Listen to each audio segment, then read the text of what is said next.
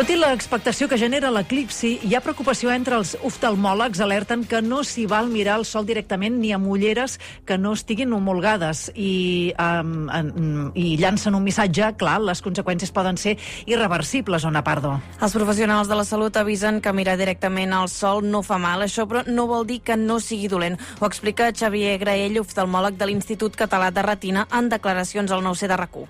El fet de que no provoqui dolor a l'incidir sobre la retina no vol dir que no tingui efectes nocius, sinó que a nivell de retina tota la radiació electromagnètica, tota la radiació de llum infraroja, ultraviolada, tot això va produint danys que poden ser irreparables. Si no es fa cas de les recomanacions, es pot arribar a perdre parcialment la vista. També hi pot aparèixer alguna taca o canviar la manera com es veuen els colors. Per això és important protegir els ulls.